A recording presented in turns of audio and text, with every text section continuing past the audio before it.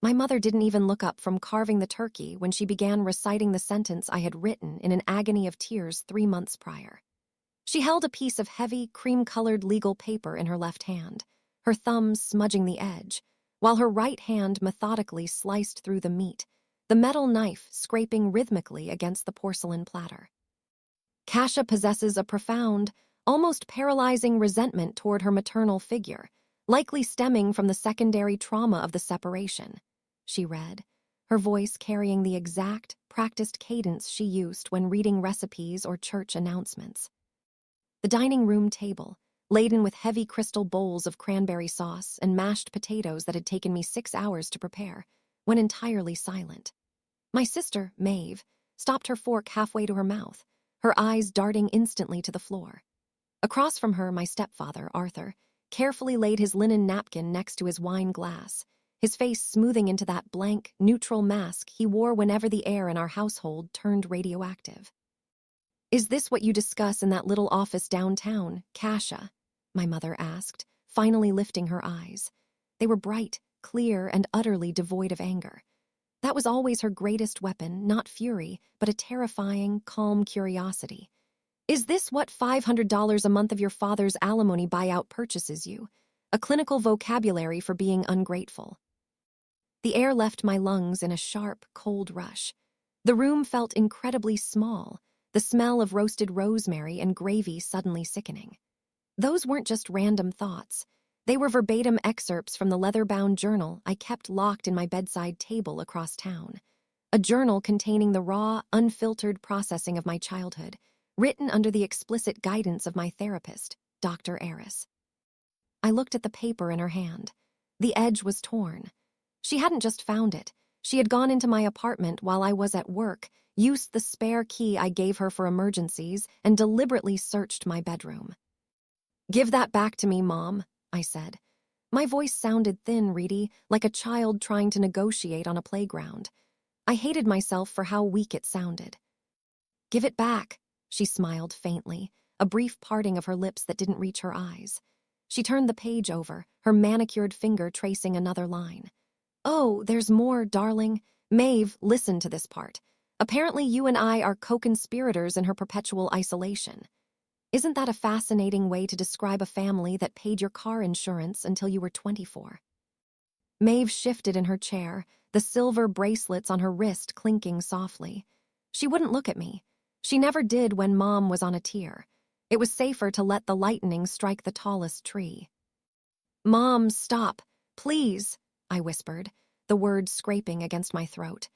I could feel the heat rising up my neck, a deep, burning crimson that I knew was visible to everyone at the table. My mother set the carving knife down with a soft clink against the silver rest. She folded the therapy notes with terrifying precision, creasing the paper with her thumbnail until the edge was razor-sharp. "I'm just trying to understand, Kasia," she said, her voice dropping into a gentle, motherly coo that made my skin crawl. "We invited you into our home today. I let you cook. And yet you sit there harboring such darkness. Arthur, pass the gravy, would you? It's getting a bit of a skin on it." Nobody moved. Arthur's hand hovered over the porcelain gravy boat for a fraction of a second before his fingers closed around the handle. He passed it to her without a word, his gaze fixed somewhere on the floral centerpiece. The normalcy of the gesture, the heavy silver boat sliding across the white tablecloth, felt like a physical blow. The room was functioning exactly as it always did, absorbing her cruelty and reshaping itself around it until the abuse looked like good manners. "I think," I began, my voice trembling so violently I had to press my palms flat against the table to steady myself. "I think I'm going to leave." My mother didn't stop pouring the gravy over her turkey. "Don't be dramatic, Kasia. You haven't even touched your sweet potatoes. Maeve spent 20 minutes topping them with those little marshmallows you like." "You went into my apartment," I said, the reality of it finally breaking through the shock. The image of her standing in my small, sunlit bedroom, opening my nightstand drawer, pulling out the key I kept hidden inside an old jewelry box, it made me feel physically violated. "You used the emergency key." "And thank goodness I did," she replied smoothly, setting the gravy boat down. She took a delicate bite of her food, chewed and swallowed before continuing. "The light in your hallway was buzzing, dear. I went in to see if the ballast was burning out. I'd hate for your little place to catch fire. The journal was right there on the table, unlocked. It was locked, I said, my teeth clicking together. It was in a drawer, locked. Well, the lock must be broken because it practically opened itself, she said, dismissively waving her fork. And frankly, if you're writing things that vile about the woman who carried you for 9 months, you shouldn't leave it where anyone can read it. It's a matter of public decency. I looked at Maeve. My sister was 26, 2 years younger than me, but in this room, she always reverted to a terrified teenager. She was meticulously cutting her turkey into tiny, identical squares, her face pale. Maeve, I whispered, say something. Maeve paused, her knife resting against the meat. She didn't look up, but her shoulder twitched. Mom shouldn't have gone through your things, Kasia, she muttered, her voice barely audible over the hum of the refrigerator. Before a spark of relief could hit my chest, Maeve added, but you really shouldn't say those things to a stranger. It's private family business. It makes us look bad. The betrayal hit harder than my mother's malice. Maeve knew. She knew about the panic attacks that had kept me paralyzed in college. She knew about the late-night phone calls where I cried until my chest ached because Mom had spent an hour dissecting my weight, my career, my choices. Maeve had held my hand through all of it, and now she was falling in line. Private family business, I repeated, a bitter laugh escaping my throat. Like how Mom managed to convince the entire neighborhood that Dad left because he was unstable, when really she just bled his savings account dry. Arthur stiffened. The blank mask finally slipped, a flash of genuine anger crossing his face. Kasia, he warned, his voice low and dangerous. That is enough. No, Arthur, let her speak, my mother intervened, her voice sickeningly sweet. She reached into her cardigan pocket and pulled out a second folded sheet of paper. Let's see what else Kasia thinks about our family dynamics. This one is from September 14th. Arthur's complicity is a form of quiet violence. He watches her destroy people and considers himself a good man simply because he doesn't hold the knife. She looked at Arthur, her eyes wide with manufactured pity. Can you believe that? After everything we've done for her. Silence that followed was different this time. It wasn't the heavy, submissive quiet of people trying to avoid a storm. It was the sharp, jagged silence of a direct hit. Arthur didn't look at my mother, and he didn't look at me. He stared down at his plate, his jaw working so hard that a small muscle beneath his ear throbbed rhythmically. I had stripped away the one thing Arthur valued above his own comfort, his illusion of righteousness. Get out of my house, Arthur said. His voice wasn't loud, but it had a flat, iron weight to it that I had never heard before. Arthur, my mother murmured, placing a comforting, manicured hand over his forearm. It was a beautiful piece of theater, the devoted wife protecting her maligned husband. She's just lashed out because she's been exposed. Let's not ruin the holiday. No, Alina, Arthur said, pulling his arm gently but firmly away from her touch. He finally looked up, his eyes boring into mine. She needs to leave. If she thinks so little of the people at this table, she shouldn't be eating our food. I stood up. My knees were shaking so violently I had to catch my balance against the heavy mahogany chair back. The room felt tilted, the warm amber glow of the dining room chandelier suddenly feeling like a harsh interrogation light. I looked down at my plate, the food I had spent the morning prepping, chopping, and roasting while my mother sat on the porch drinking tea, and felt a wave of profound nausea. I'll go, I said, my voice steadier now, fueled by a cold, burning spark of adrenaline. But I want my notes back, Mom. All of them. Alina took a deliberate sip of her wine, letting the silence stretch until it became uncomfortable. I don't think so, Kasia. These are a revelation. I think I need to keep them, just to remind myself of who you really are when you're smiling to my face. They are my medical records, Mom. You stole them from my home. I am your mother, she said, her voice dropping into that terrifyingly soft, reasonable register. Nothing you produce is entirely separate from me, and frankly, I'm doing you a favor. If Dr. Aris is encouraging this kind of toxic, delusional entitlement, I might just have a conversation with the licensing board. A professional shouldn't be helping a grown woman construct a fantasy world where she's always the victim. The threat was subtle, but it hit its mark. Dr. Eris had been my only lifeline for the past year, the only person who looked at the tangled, suffocating knot of my family dynamic and told me, "You are not crazy." The idea of Alina bringing her chaotic, manipulative energy into that safe space turned my stomach to ice. I looked at Maeve one last time, pleading with my eyes for her to stand up, to walk out with me to break the spell. Maeve kept her head down, carefully arranging her linen napkin over her untouched sweet potatoes. She had made her choice. Survival meant complicity. I didn't say goodbye. I turned and walked out of the dining room, my heels clicking loudly on the hardwood floor of the hallway. Behind me, I heard the faint, metallic scrape of Arthur's fork against his plate as he went back to his dinner, and the soft, satisfied sigh of my mother as she reached for the bread basket. As I pulled my coat from the closet, my hands were trembling so badly I dropped my car keys onto the rug. When I bent to pick them up, I noticed something sticking out from the pocket of my mother's heavy winter coat hanging right next to mine. It was a thick, blue legal folder, the exact color of the files Dr. Eris kept in her cabinet. My breath caught in my throat. Alina hadn't just stolen a few pages from a journal. She had taken something much, much bigger. I stood frozen in the coat closet, the heavy scent of my mother's expensive French perfume clinging to the wool around me, suffocating and thick. My heart hammered against my ribs like a trapped bird. I reached out, my fingers brushing the cool, matte plastic of the blue folder sticking out of her pocket. I pulled it out. On the tab, written in Dr. Eris's precise, elegant handwriting, was my name, Kasia Vance, Case File 4092. This wasn't my journal. My mother hadn't just broken into my apartment.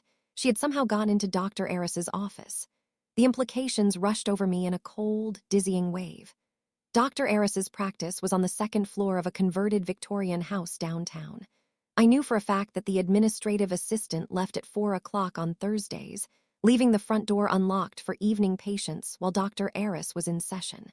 Alina must have watched the building. She must have walked in, slipped into the filing room while Dr. Eris was behind closed doors with a client, and simply taken it. The sheer, terrifying illegality of it made my head spin. But more than that, it revealed the depth of her obsession. She hadn't just been curious, she had been hunting. Kasia. The voice came from behind me, low and sharp. I jammed the folder under my arm, throwing my heavy winter coat over it just as Arthur stepped into the hallway.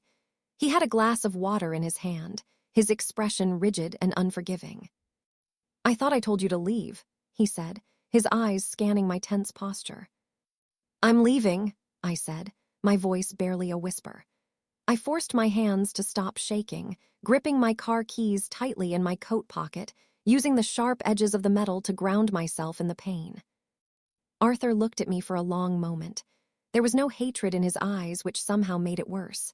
There was only a profound, clinical detachment. "Your mother has her flaws, Kasia. We all know that, but she keeps this family together. You've always been difficult, always looking for reasons to be unhappy. I suggest you take some time away. Don't call her tomorrow." "I won't," I said. I opened the heavy oak front door and stepped out into the crisp November night. The air was biting, a shock to my warm, flushed skin. I walked down the stone steps, my heels clicking in the quiet neighborhood, feeling the weight of the blue folder pressed against my ribs like a stolen weapon. I got into my car, locked the doors immediately, and threw the folder onto the passenger seat. The interior light cast a harsh glow over the paper. I flipped it open with trembling fingers.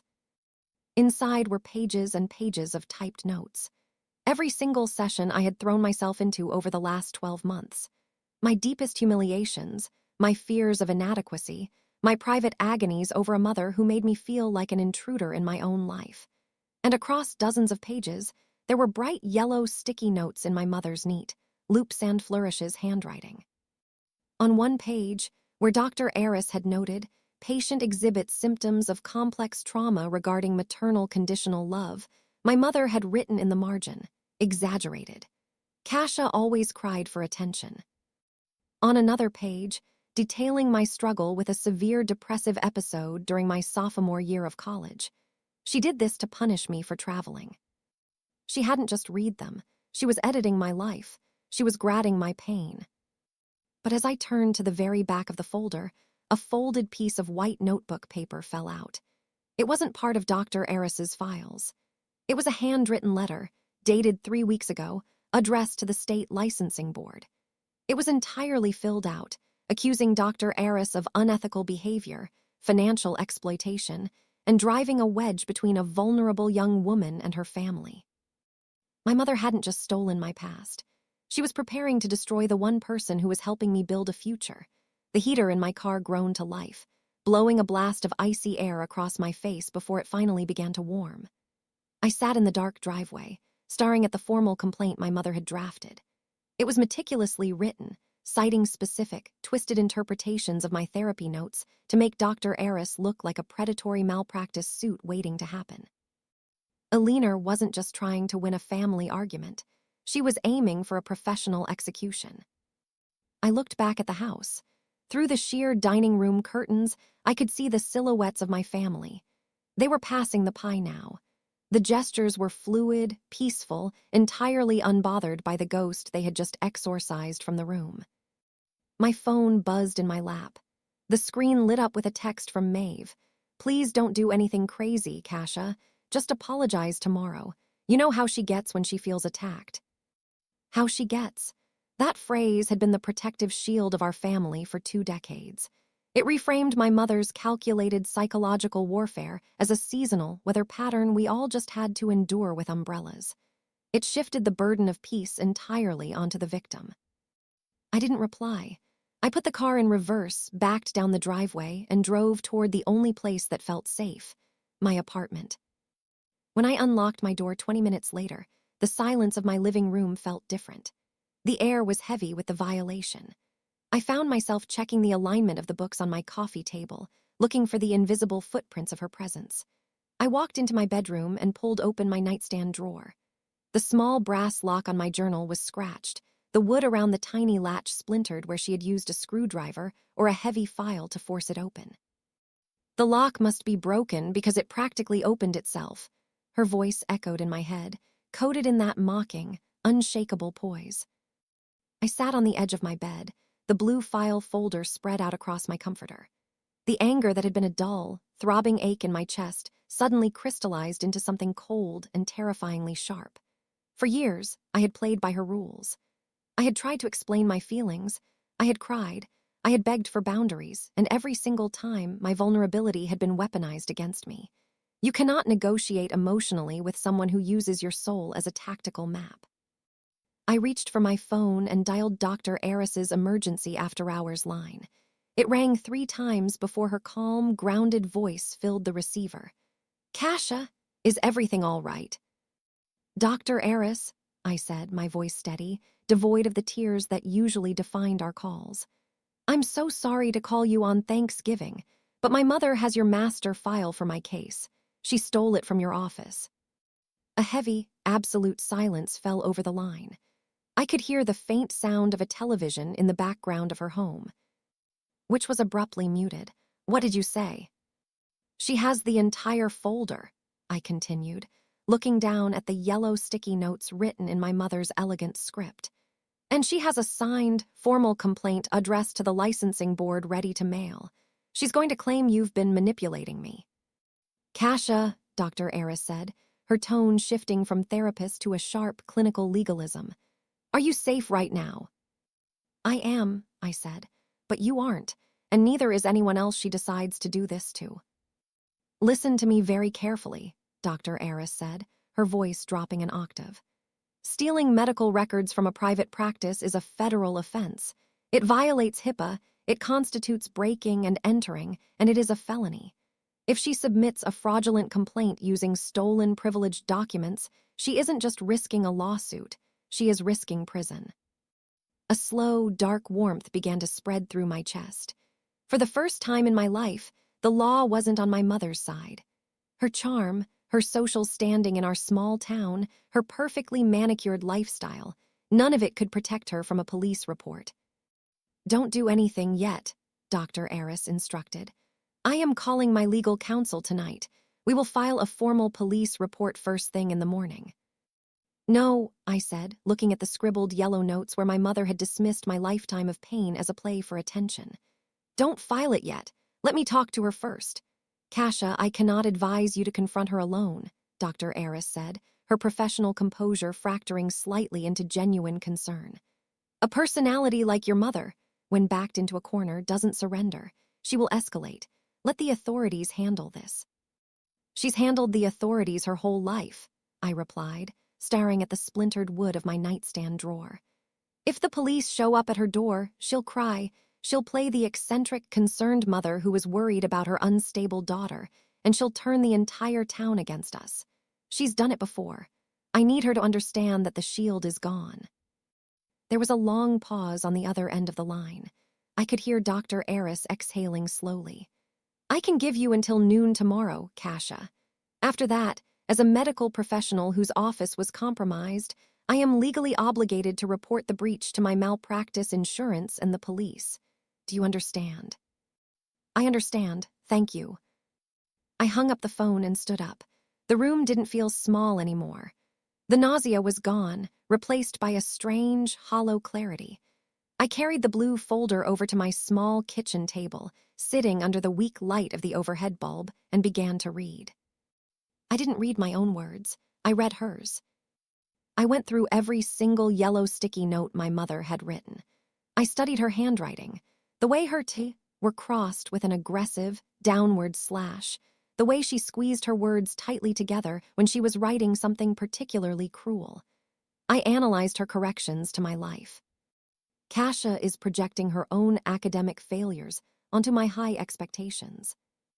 Arthur agrees with me that Kasia's memory of the cruise incident is completely fabricated. A classic attempt to deflect financial irresponsibility.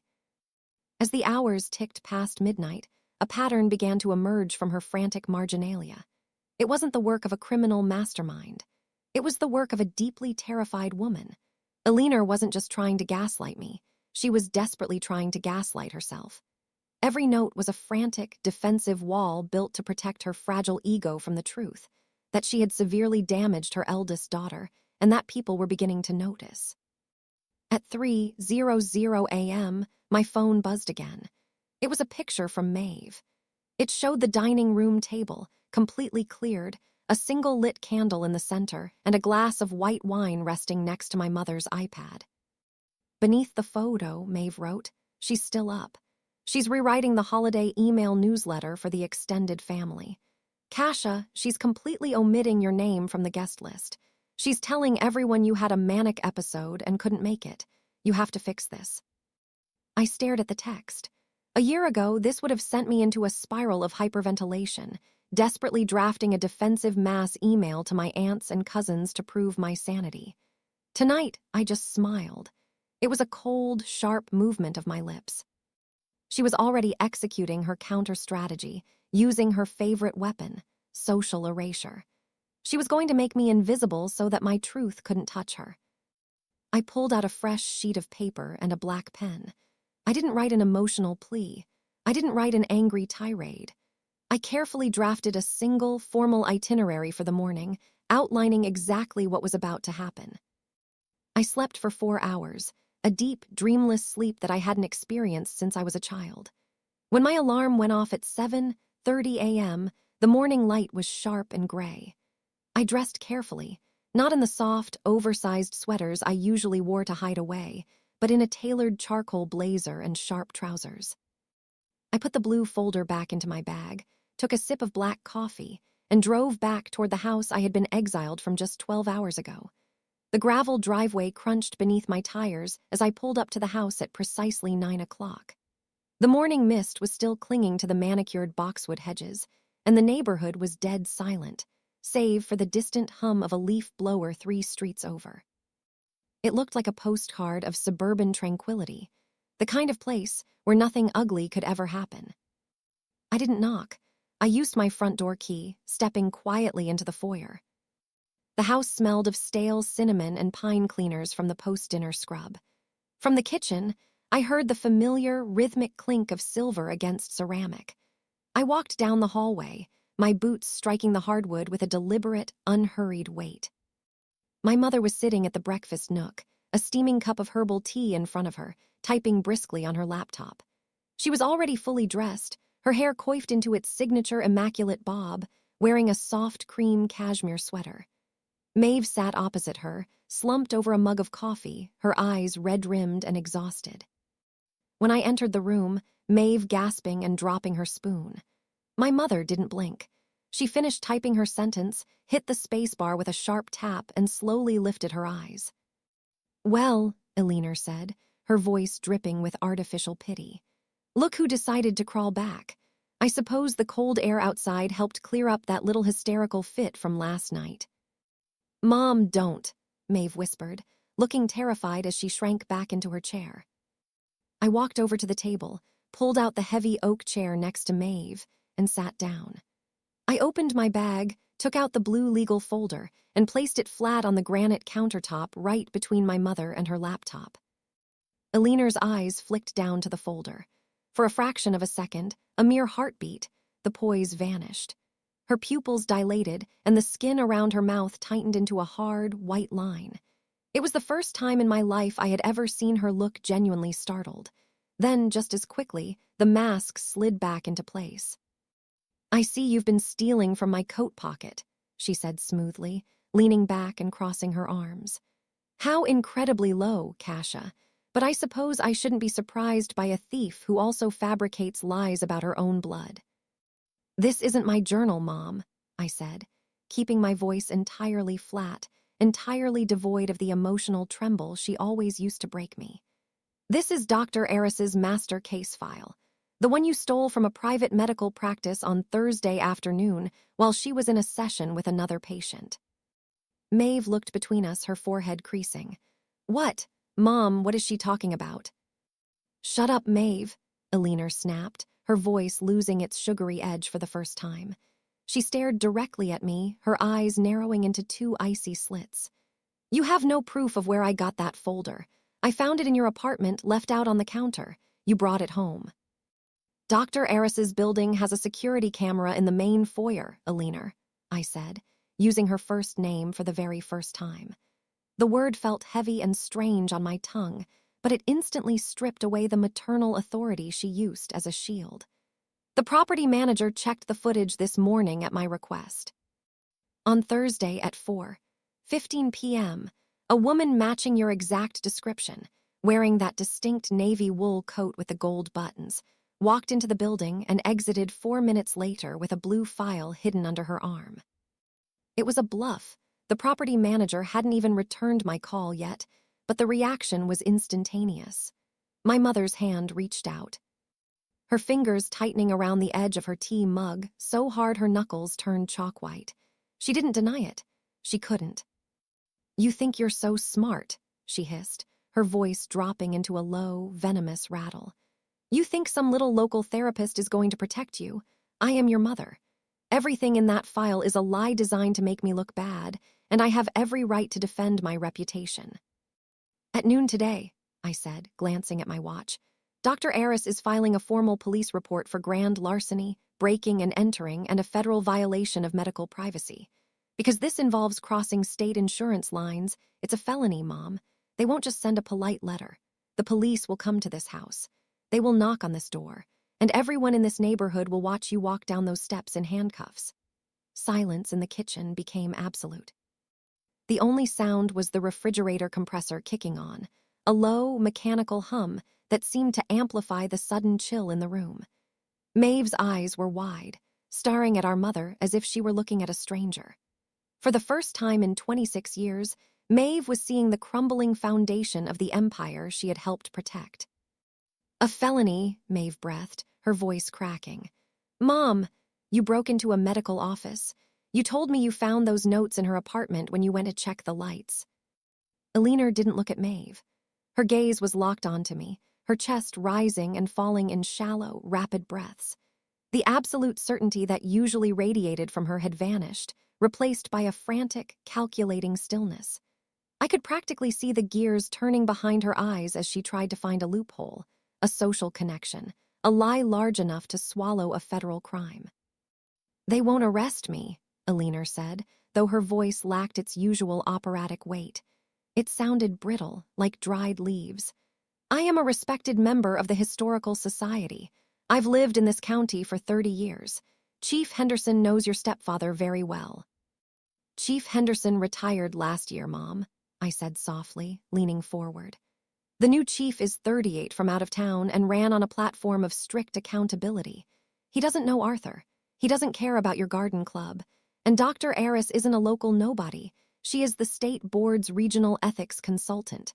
When she files a report, they don't ignore it." Elinor's hand began to tremble. She slowly lowered her tea mug to the counter, but her coordination was off. The ceramic base clipped the edge of the granite with a sharp, sickening crack. A small spiderweb fracture bloomed across the side of the mug, and a dark ribbon of herbal tea began to ooze onto the stone. She didn't wipe it up. She just stared at the stain. "What do you want, Kasia?" she whispered. The venom was gone, replaced by a raw, desperate nakedness that I had never witnessed before. It was the voice of a woman realizing the walls were closing in. "You want money? You want me to apologize? Fine, I'm sorry. I was worried about you. Mothers do desperate things when they see their children slipping away into delusion." "Don't," I interrupted, the word hitting the air like a heavy curtain falling. "Don't poison an apology with another insult. I don't want your money, and I certainly don't want a forced apology that you'll spend the next 10 years resenting me for." Arthur stepped into the kitchen then, his tie half knotted around his neck, his face pale. He had clearly been listening from the hallway. He looked at Elinor, then at the blue folder, and finally at me. The rigid, arrogant man who had thrown me out of his house the night before looked suddenly frail, his shoulders slumping under his crisp dress shirt. "Kasia," Arthur said, his voice entirely devoid of its previous authority. "Let's not ruin everyone's lives over this. There has to be a civil way to handle a family disagreement." "This stopped being a family disagreement the moment she committed a felony to destroy my mental health, Arthur," I said, turning to face him. "You wanted me out of your house last night because I shattered your illusion of a perfect life. Well, now the real world is breaking through that front door, and you can't ignore it anymore." I reached into my bag and pulled out a second document. It wasn't a police report. It was a formal, legally binding non-disclosure and boundary agreement that I had drafted with a legal aid clinic weeks ago, originally intended just to keep her away from my apartment. Now, it had a new addendum. "Here is what is going to happen," I said, sliding the paper over the damp granite, right into the puddle of spilled tea. Arthur slowly reached out and picked up the damp document, holding it by the dry corners. He adjusted his reading glasses, his eyes scanning the lines with a clinical focus that gradually dissolved into a look of heavy resignation. My mother didn't touch it. She kept her arms crossed tight against her chest, her chin tilted upward in a final, desperate attempt to look dignified, though her lower lip twitched imperceptibly. "What is that?" Elinor demanded, her voice sharp but hollow. "It's a legally binding separation and non-contact agreement," I said, looking her directly in the eyes. "First, you will surrender your copy of my key immediately, along with every single page you stole from Dr. Aris's office and my journal. Second, you will sign this, stating that you will have zero contact with me, direct or indirect, for a minimum of 5 years. No phone calls, no emails, no drive-by drop-offs, and no holiday newsletters." Maeve let out a small, choked sob. 5 years, Kasia. She's your mother." "She is a woman who stole my medical records to get my therapist fired," I said, not shifting my gaze from Elinor. "And that brings me to the third condition. You will draft a formal letter to the state licensing board, explicitly retracting any complaints or inquiries you made regarding Dr. Aris. You will state that your previous communications were entirely fraudulent and based on a personal grievance. And you will CC Dr. Aris's legal counsel on that email before I leave this room." Elinor let out a sharp, bitter laugh that sounded close to tears. "And if I refuse, you'll put your own mother in jail. Think of the scandal, Kasia. Think of what people in this town will say about you when they find out you sent your mother to prison over a diary." "They won't find out from me," I said calmly. "But they will find out from the public police blotter. And frankly, Elinor, I don't care what the town thinks of me anymore. I spent 28 years drowning in your version of reality, terrified of your disapproval. I have nothing left to lose. But you lose your reputation. You lose your seat on the board. You lose the quiet, polite life Arthur bought you. If Dr. Eris calls the police at noon, I won't stop her." Arthur looked up from the paper, his face completely drained of color. He looked at his wife, a deep, profound exhaustion in his eyes. He set the paper down on the table and pushed it toward her. "Sign it, Aliner," Arthur said quietly. Aliner gasped, turning to him as if he had just struck her across the face. "Arthur, you're taking her side, after everything I've done for this household." "I'm taking the side of not going bankrupt defending a grand larceny charge," Arthur said, his voice dropping into a flat, dead register. "I'm taking the side of protecting my own name. You went too far. You crossed a line I didn't even know you were capable of crossing. Sign the papers, or I am calling a divorce attorney on Monday." The final pillar of Aliner's empire collapsed right there on the kitchen floor. The realization that Arthur wouldn't protect her, that he valued his own social survival more than her desperate need for control, shattered whatever resistance she had left. She looked around the room, her eyes darting from Arthur to the crying Maeve, and finally to me. For the first time in my life, she didn't look like a giant. She looked like a small, panicked woman trapped in a cage of her own making. "Give me a pen," she whispered. The scratch of the ballpoint pen against the damp paper sounded like a small animal clawing at a door. Aliner signed her name with a jagged, furious stroke, throwing the pen onto the counter the moment she finished. It bounced once and rolled into the puddle of cold herbal tea. Without a word, she opened her laptop, her fingers flying across the keyboard with a violent precision. I stood over her shoulder, watching the screen as she typed out the formal retraction to the state licensing board, copying Dr. Eris's legal counsel. Her hands were shaking so badly she missed the send button twice, her manicured nail clicking uselessly against the trackpad.